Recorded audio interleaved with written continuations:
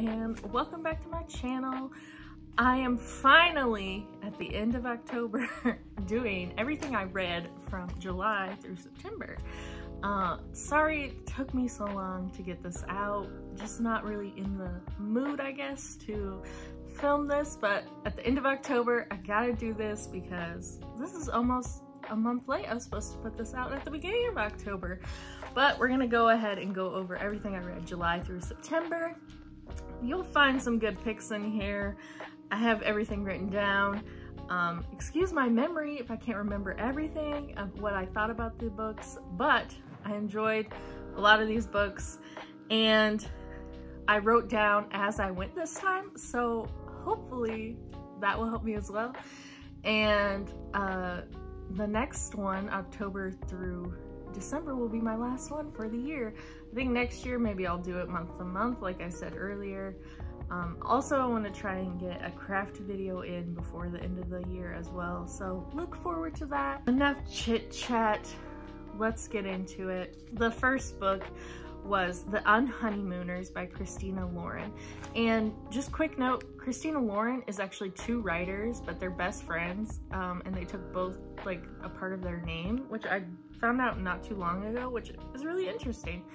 But going into the plot, Olive's twin is getting married and everyone gets sick except Olive and the best man.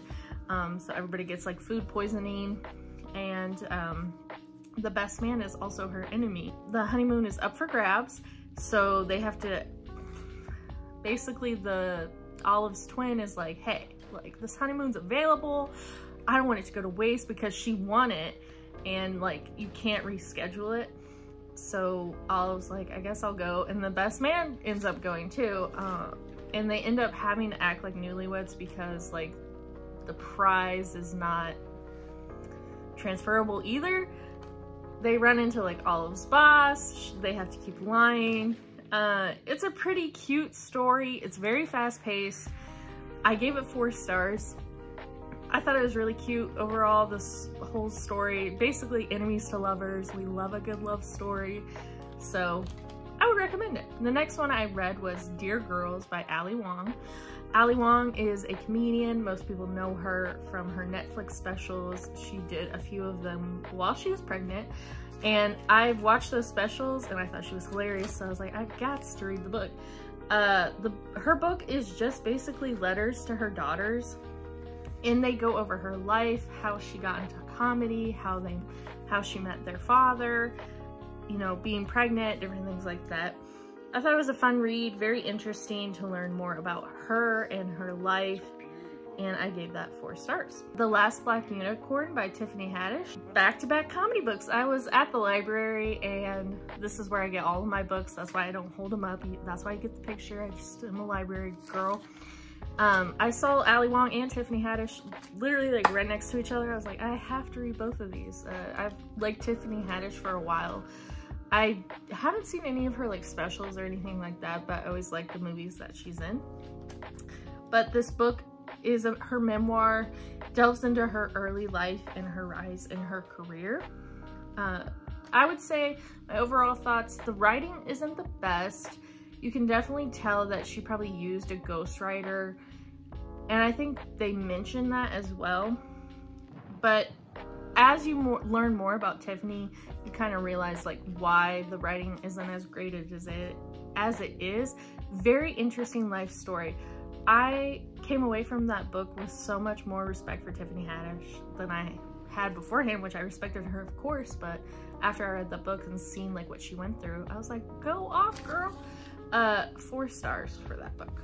I would strongly recommend that. After that, my husband picked up Billie Eilish by Billie Eilish, which is a photo book, but it has like small excerpts you can read in there. And he's like a big Billie Eilish fan. I will like listen to her a little bit, but not a whole lot. And I saw her documentary, which was really interesting. The photo book, to me, it's really for fans. It really felt like a Shutterfly book, if you guys know what those are, where you just like put in a bunch of pictures and you can write stuff like a scrapbook, but fancier. So it was okay. you don't really get to learn anything that new about her. So 3 stars, nice picture. After that, I read The Tattooist of Auschwitz by Heather Morris. And this is about a prisoner who's chosen to be a tattooer since he can speak multiple languages, and he ends up like falling in love. My grandma recommended this book. She's really into reading like historical books, also like historical fiction and stuff. This is a true story, super interesting story. And it was kind of funny that the same time I was reading it, I ended up getting a tattoo. So I was talking to my tattoo artist about it. So that was really cool. It's a very heavy story. Obviously it's set in Auschwitz, but it's very interesting. 4 stars. Then I read The Love Square by Laura Jane Williams. This is about Penny, who's kind of unlucky in love. She runs like a bakery. She gets pulled to go work somewhere else, and suddenly she's caught basically between 3 different men. So unlucky in love, I don't know about that. It's a very quick read, but I feel like it lost its steam. Also, I wasn't a big fan of the main character, and I really didn't care for any of the love interests either, so 3 stars. Then I read Love in Lowercase by Francesc Morels. I think he's French, so butchering that. This is a book basically about like the butterfly effect, how like a small change in life can lead to happy result. The main character just kind of has like a very small change, and it leads to him getting kind of out of his comfort zone. It's a very like smart book, lots of references to art, music, different things like that. It was okay overall. I thought it was gonna be something different than it was, but 3 stars. Then I read The Kindest Lie by Nancy Johnson. This is about Ruth, who's a successful Black engineer, and she recently got married, and her husband is eager to start a family, and she's not ready yet because back when she was in high school, she actually was pregnant and gave away a baby. And she starts to dig in her past to try and find out what happens to the baby before she decides to continue on having a family. While she's doing that, she befriends a white teenager named Midnight, and it kind of goes into that whole story. I thought it had a really good start, but it definitely lost its power. The story was interesting, and I felt like they could have done a lot with it, but it just wasn't enough for me. I still did give it 4 stars. Then I read Leave the World Behind by Rumaan Alam. This is about 2 families who are forced together on a weekend due to like a mysterious blackout in the city. So one of the families is staying at an Airbnb, and all of a sudden they get like a knock on the door at the middle of the night, and it's the homeowners of the Airbnb. And it really like delves into parenthood, race, and class. Like the one family who renting the Airbnb is white and the owners are Black. So it kind of goes into that a little bit. Very interesting story. It doesn't really get into like what causes the blackout or anything like that. It's just very focused on like the families and them trying to figure out what's going on, and like that power play going on. I gave that 4 stars. Then I read There by Tommy Orange, and this is a book about a powwow in Oakland, and each chapter is basically, each character has their own chapter, and they all have a reason to go to this powwow, and it really explores like urban identity as far as Native Americans go. It talks about Native American population in Oakland. I thought it was very interesting. The characters were extremely well written. I think you should definitely check it out. I gave that 4 stars. Then I picked up Wall in Peace by Banksy. I have been a Banksy follower for a long time, probably since high school. I just always liked learning about his pieces, graffiti, different things like that. This was kind of like the Billie Eilish, where it's like photo book plus excerpts. Beautiful job, gave that 4 stars. Then I read I Found You by Lisa Jewell. This is about a woman named Alice, and she finds a man on the beach outside of her house, and he doesn't have his memory. He literally has nothing on him either. He just has the clothes on him. and she kind of like helps take him in. Meanwhile, Lily, another character in the book, husband, has disappeared. So I'm not gonna say anything, I'm not gonna give the plot away, but very suspenseful. I thought it was a good story overall. It didn't go where I thought it was gonna go, so that's always good. 4 stars. Then I read The House We Grew Up In by Lisa Jewell as well, and this covers the story and the lives of the Bird family. The mother has like a hoarding problem, and it kind of goes over like each of the characters and how they like dealt with that. Also, they're trying to get past a death in the family as well. Very insightful, delves into the characters. You get to see their minds and hearts. I really enjoyed it. Give that 4 stars as well. The next one, The Tiger Mom's Tale by Lynn Lau Butler.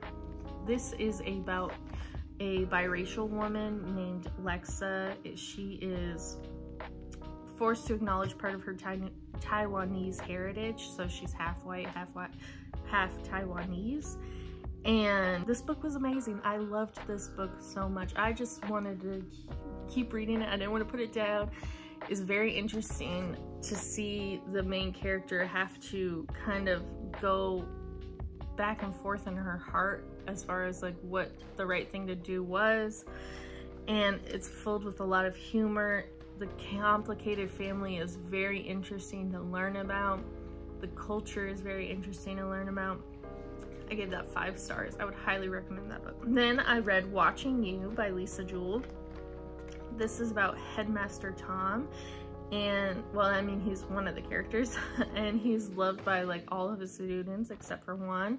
And she kind of starts to delve into his past a little bit. Very clever, full of questioning characters, a lot of motives, and even you as the reader, you're like, what is happening? Who is the good, who's the right person, who's the wrong person? 4 stars for it. Then I read The Little Book of Hegge. I better pronounce it right because that's like one of the whole chapters, by Meek Viking. Basically, if you haven't heard of this, it was kind of outdated now, but it was a really big thing a few years ago. This Danish philosophy, basically all about like coziness, and you know, if you know me, I'm a fan of cozy. So I wanted to read it. It's like a little tiny book. I gave it 3 stars because it wasn't that much to it, but I thought it was cute, and it's like a nice home-warming gift, I guess. Then I read The Soulmate Equation by Christina Lauren. This is about a DNA dating site that puts together people like based on their like genetic background, and the 2 main characters are kind of like enemies, but they're presented as the gold standard match for the site. So basically another like enemies to lovers type of situation. I didn't really think they worked that great in this one. I don't know, it wasn't for me. And like the DNA stuff, like I feel like they were trying to emphasize that too much, but I gave it 3 stars. Then I read The Final Girl Support Group by Grady Hendrix, and this is about basically all the queens of horror. What would it be like if they were in a support group after the fact?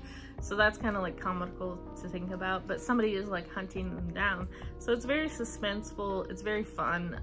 The characters were decently developed. You could obviously see the references to popular horror movies.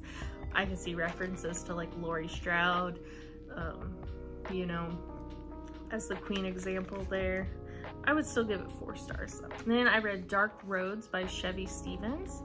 This is about a Cold Creek highway stretches 500 miles, which is basically hunting ground for missing and deceased women. Haley calls it home and knows the wild better than most.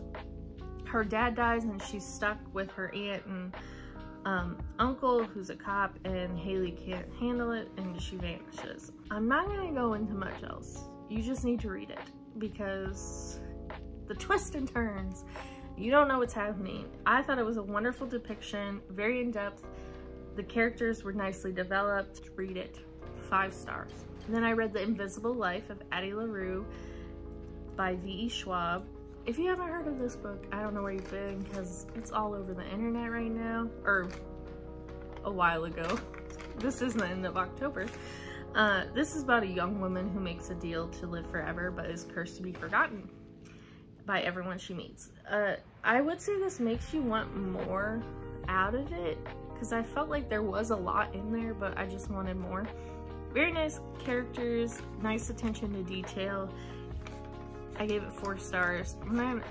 I'm sure most people have heard of this book, so you can go look. You'll find it. Then the last book we have is Small Great Things by Jodi Picoult.